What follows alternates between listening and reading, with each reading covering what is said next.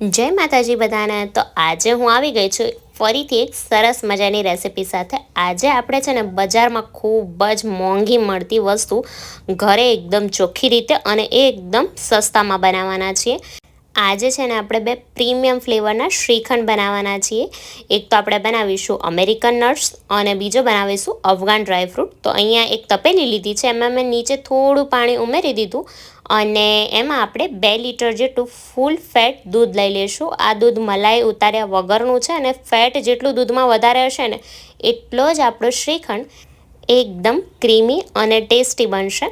હવે શ્રીખંડ બનાવવામાં મેઇન વસ્તુ એ હોય છે કે જેટલો સરસ એનો મસ્કો બને ને એટલો જ સરસ શ્રીખંડ બનતો હોય છે, અને મસ્કો સારો બને એના માટે દહીં પ્રોપર મેળવવું પડે। તો અહીંયા જો મેં જે દૂધ હતું ને હજુ ઠંડુ જ છે, એમાંથી 2-3 ડોયા દૂધ નીકાળી દીધું છે અને એમાં આપણે મિલ્ક પાવડર ઉમેરવાનો છે। તો 1 લીટર દૂધ હોય ને એની સામે 3 ચમચી જેટલો મિલ્ક પાવડર જતો હોય છે। તો અત્યારે આપણે 2 લીટર દૂધ લીધું છે, તો એની સામે આપણે 6 ચમચી જેટલો ઓલમોસ્ટ મિલ્ક પાવડર લઈ લઈશું। મિલ્ક પાવડરને આ રીતે છે ને અલગથી જે ઠંડુ દૂધ હોય ને એમાં ઓગાળીને પછી જ આપણે દૂધમાં એડ કરવાનો છે। તમે ડાયરેક્ટ જો દૂધમાં એડ કરી દેશો ને તો પછી અમુક જો આવા ગાંઠા પડી જશે અને પછી એ તમને નીકાળવામાં બહુ જ વાર લાગશે। એટલે આ રીતે સાઈડમાં થોડું દૂધ લઈ પહેલાં મિલ્ક પાવડરને પ્રોપર મિક્સ કરી લેવાનો અને પછી જ આપણે એને દૂધમાં ઉમેરવાનો છે।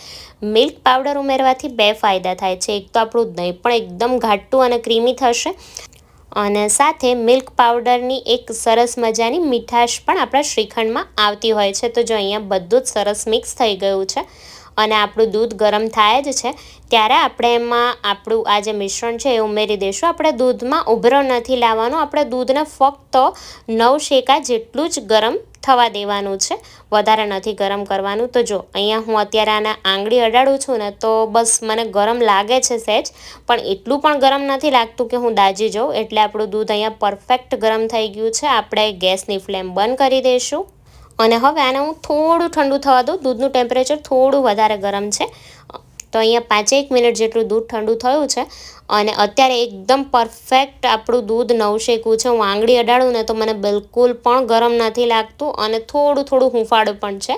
બસ આ રીતનું દૂધ થાય એટલે અહીંયા મેં 2 ચમચી જેટલું દહીં લીધું છે। ગાયનું દહીં છે એટલે તમને કદાચ થોડું પાતળું લાગશે।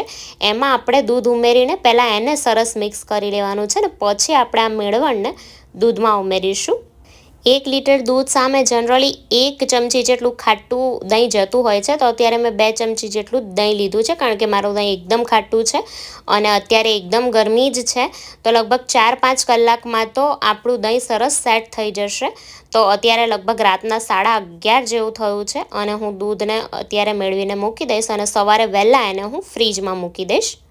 તો અહીંયા જો બીજા દિવસે સવારના 9 વાગી ગયા છે, મેં લગભગ 5:30-6ની આજુબાજુ આ દહીંને છે ને ફ્રીજમાં મૂકી દીધું હતું જેથી આપણું દહીં ખાટું ના થઈ જાય। તમે જો સવારે પણ મેળવતા હોય ને તો 5 કલાક પછી જોઈ લેવાનું દહીં સરસ સેટ થઈ ગયું હોય ને તો એને 1-8 કલાક માટે ફ્રીજમાં મૂકી દેવાનું, પછી જ આપણે એમાંથી મસ્કો બનાવવાનો છે।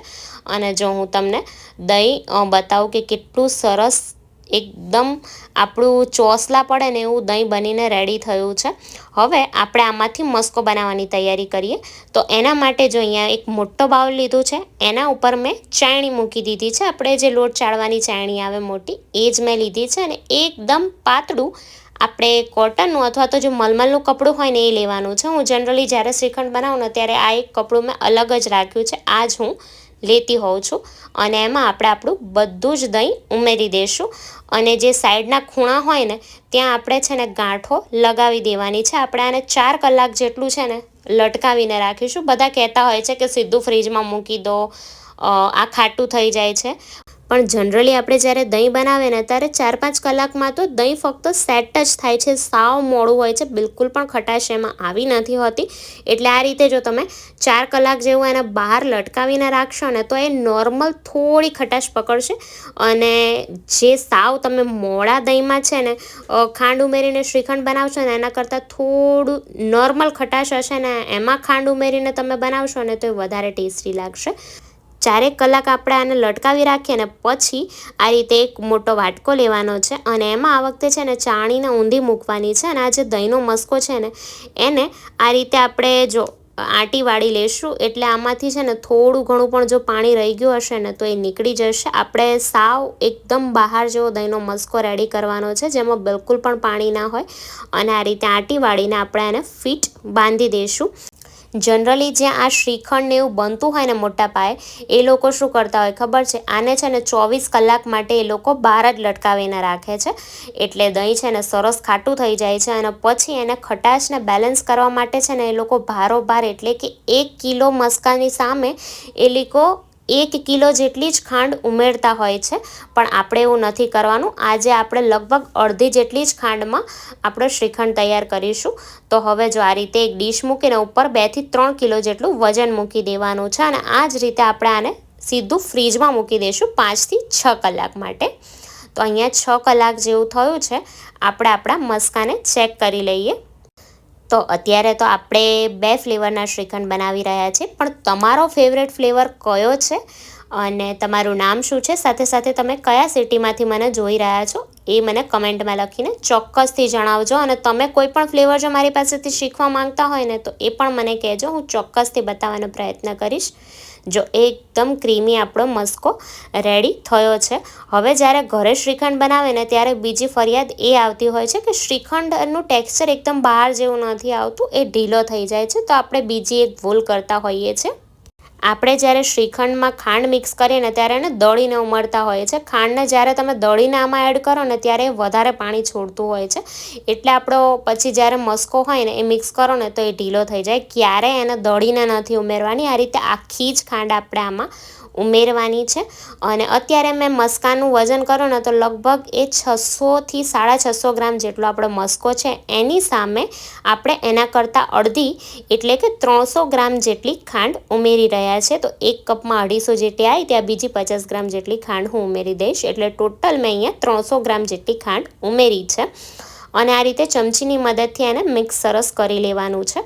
અને હવે આપણે આ જ રીતે આને છે ને સાઈડમાં 1 થી 1.5 કલાક માટે મૂકી દઈશું, અને વચ્ચે વચ્ચે 4 થી 5 વાર આપણે આને હલાવી લઈશું, જેથી આપણી ખાંડ સરસ ઓગળી જશે. અને તમે પછીથી જોજો કે બિલકુલ પણ આપણો મસ્કો ઢીલો નહીં થાય.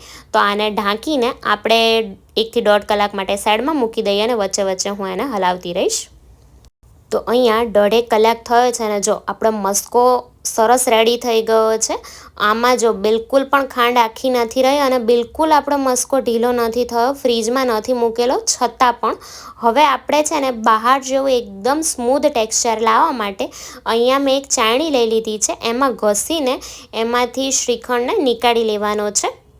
હજુ આપણે બહાર જો શ્રીખંડ બનાવવા એક પ્રોસેસ કરવાની છે, એટલે હું તમને રેકમેન્ડ કરીશ કે આ વિડીયો છેલ્લે સુધી જોજો, બિલકુલ પણ સ્કીપ કર્યા વગર, જેથી એક પણ પોઈન્ટ તમારાથી મિસ ના થાય. અને તમે જ્યારે આ રેસીપીને ફોલો કરીને ઘરે શ્રીખંડ બનાવો ને તો એ એકદમ તમને બહાર જેવું જ રિઝલ્ટ મળે, ને પછી કાયમ તમે ઘરે જ આને બનાવવાના છો.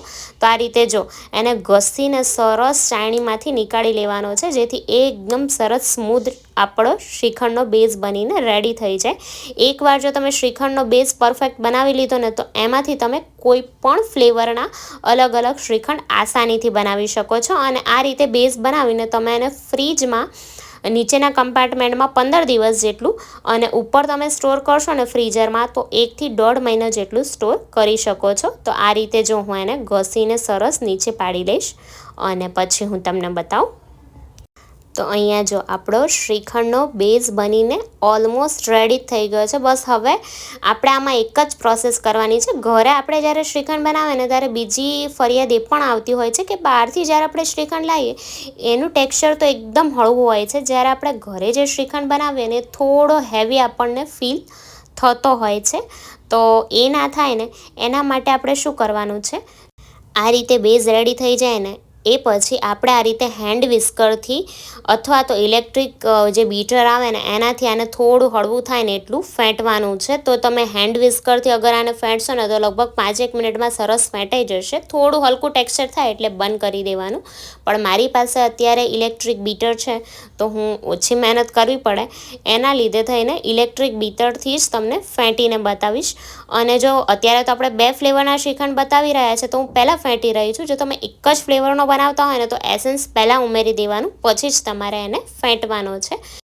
અત્યારે આપણે એસન્સ પછીથી ઉમેરીશું અને આ રીતે ઇલેક્ટ્રિક બીટરમાં ફૂલ સ્પીડ ઉપર તમે એને 30 સેકન્ડ જેટલું જ ફેંટશો ને તો આપણું જેવું જોઈએ ને એવું ટેક્સચર આવી જશે. હેન્ડ વિસ્કરથી થોડી વધારે વાર અને થોડી વધારે મહેનત તમને લાગશે, પણ ટેક્સચર તો આ જ તમને મળશે. તો જો અહીંયા આપણો જે મિશ્રણ છે સરસ ફેંટાઈ ગયું છે અને આને મિક્સ કરી લો અને પછી તમને એનું ટેક્સચર એકદમ નજીકથી બતાવું કે કેવું આવ્યું છે. અને તમે અત્યારે જોઈ શકો છો કે બિલકુલ પણ આપણો શ્રીખંડ અહીંયા ઢીલો નથી થયો કે નથી આપણે જે ખાંડ ઉમેરી પછી એમાંથી પાણી છૂટ્યું. તો જો એકદમ આવે છે ને એકદમ ક્રીમી અને થોડા ઝીણા ઝીણા દાણા દેખાય છે એવું ટેક્સચર, એકદમ બહાર જેવું ટેક્સચર આપણા શ્રીખંડનું આવ્યું છે. હવે આપણે છે ને આના 2 ભાગ કરી લઈએ અને આમાંથી પછી શ્રીખંડ બનાવવાનું સ્ટાર્ટ કરીએ. તો અત્યારે છે ને આપણો આ 600 થી 650 ગ્રામ જેટલો મસ્કો હતો અને 300 ગ્રામ જેટલી ખાંડ એટલે 900 ગ્રામ જેટલો શ્રીખંડનો બેઝ રેડી થયો છે. તો 450 ગ્રામ હું આમાં લઈ લઈશ અને 450 ગ્રામ બીજામાં રહેવા દઈશ.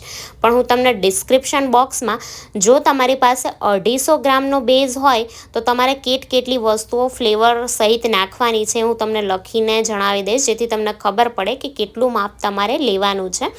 તો અત્યારે છે ને મેં લગભગ 1/2 વાટકી જેટલા મિક્સ ડ્રાયફ્રૂટ લીધા છે. એને મેં 2 કલાક જેટલું પાણીમાં પલાળી રાખ્યા હતા. આમાં છે ને પિસ્તા છે, બદામ, કાજુ, દ્રાક્ષ, અંજીર અને અખરોટ બધું જ મેં લીધું છે અને મેં ઝીણું સમારી લીધું છે, એ લઈ લેશો. અને આ રીતે રેડીમેડ જેલી બજારમાં મળતી હોય છે એ 2 ચમચી જેટલી અત્યારે મેં લીધી છે. સાથે 2 ચમચી જેટલી હું એમાં ચોકલેટ ચિપ્સ ઉમેરી દઈશ. આમાંથી કંઈ ના હોય ને તો ગભરાવાનું નહીં, સિમ્પલી એને એવોઇડ કરી દેવાનું. હવે શ્રીખંડનો જે મેન સ્વાદ આવતો હોય ને એ એના એસન્સમાંથી જ આવે છે. તો અત્યારે જો મેં ફેબ બ્રાન્ડનું વેનીલા એસન્સ લીધું છે, તમે અહીંયા કોઈ પણ બ્રાન્ડનું લઈ શકો છો. એ હું 7 થી 8 ટીપા જેટલું આમાં ઉમેરી દઈશ. સાથે આપણે આમાં છે ને બીજું એક એસન્સ પણ ઉમેરવાનું છે. આપણે આમાં છે ને 3 થી 4 ટીપા જેટલું આઈસ્ક્રીમ એસન્સ ઉમેરીશું. આ 2 એસન્સના મિક્સિંગથી જ અમેરિકન જે નટ્સ શ્રીખંડ હોય છે એનો સ્વાદ ખૂબ જ સરસ આવતો હોય છે. પણ જો તમારી પાસે આઈસ્ક્રીમ ફ્લેવરનું એસન્સ ના હોય તો સિમ્પલી તમે ફક્ત વેનીલા એસન્સ ઉમેરીને પણ આ શ્રીખંડ રેડી કરી શકો છો, પણ ટેસ્ટમાં થોડું કોમ્પ્રોમાઇઝ કરવું પડશે. અને આ રીતે આને સરસ મિક્સ કરી લેવાનું છે. અને હવે એકદમ બહાર જેવો લુક આપવા છે ને આને હું ફ્રીજમાં 1 કલાક માટે સેટ થવા માટે મૂકી દઉં અને પછી તમને એનું એકદમ જે પ્રોપર જે એન્ડ ટેક્સચર આવે ને એ બતાવું કે કેવો આપણો શ્રીખંડ બન્યો છે. અને આ શ્રીખંડને બનાવીને તમે કોઈ પણ ડબ્બામાં ભરીને જો ફ્રીજમાં સ્ટોર કરશો ને તો 2 અઠવાડિયા સુધી, અને ફ્રીઝરમાં સ્ટોર કરશો તો 1.5 મહિના જેટલું આ શ્રીખંડ સારો રહેતો હોય છે અને ઘરે એકદમ આસાનીથી અને એકદમ સસ્તામાં બની જાય છે. જો અત્યારે પણ એનું ટેક્સચર બતાવું ને તો આપણો શ્રીખંડ અત્યારે પણ હજુ બિલકુલ પણ ઢીલો નથી થયો. તો આપણે આને ફ્રીજમાં સેટ થવા માટે મૂકી દઈએ અને આપણો બીજો શ્રીખંડ બનાવી લઈએ. તો એના માટે મેં બાકીનો જે શ્રીખંડ બેઝ હતો ને એ લીધો છે. અને આ શ્રીખંડમાં ફ્લેવર આપવા માટે છે ને પનીર એડ થતું હોય છે. તો અત્યારે મેં 40 થી 50 ગ્રામ જેટલું પનીર લીધું જ છે. અત્યારે આપણો જે બેઝ છે ને વધારે છે, તમે વધારે છે ને પનીર લીધું છે. 250 ગ્રામ જેટલા જે બેઝ સામે છે ને લગભગ 30 ગ્રામ જેટલું પનીર જતું હોય છે, જે 250 ગ્રામનું માપ હું ડિસ્ક્રિપ્શન બોક્સમાં નાખી દઈશ. અને સાથે મેં દૂધમાં છે ને કેસરને 5-6 કલાક માટે પલાળી દીધું હતું, એ આપણે આમાં ઉમેરી દીધું છે. અને આમાં આપણે ફ્લેવર માટે છે ને રસમલાઈ એસન્સ ઉમેરવાનો છે, જે આપણે વધારે નહીં ઉમેરીએ, ફક્ત 3 થી 4 ટીપા જેટલું જ હું એમાં આ એસન્સ ઉમેરવાની છું. બહાર છે ને એ લોકો કલર પણ એડ કરતા હોય છે, પણ હું અત્યારે કલર નહીં એડ કરું. આ જ રીતે હું એને રહેવા દઈશ, ફક્ત ફ્લેવર જ આપણે એડ કરવાના છીએ. અને જો આ રીતે હેન્ડ વિસ્કરની મદદથી હું એને મિક્સ કરી લઈશ, કારણ કે મેં જે ઇલેક્ટ્રિક બીટર હતું એ ધોવા મૂકી દીધું છે, એના જે આગળવાળા ભાગ હોય એ. તો અહીંયા જો આ રીતે બધું સરસ મિક્સ થઈ ગયું છે. હવે હું એમાં આપણી ઈચ્છા પ્રમાણે આપણે છે ને ડ્રાયફ્રૂટ ઉમેરવાના છે, વધારે ઓછા તમે કરી શકો છો. અત્યારે મેં બદામ, પિસ્તા અને કાજુ આમાં ઉમેર્યા છે. સાથે ચપટી જેટલો આપણે ઇલાયચી પાવડર આમાં ઉમેરવાનો છે. અને બધું ફરીથી એકવાર સરસ મિક્સ કરી લઈશું.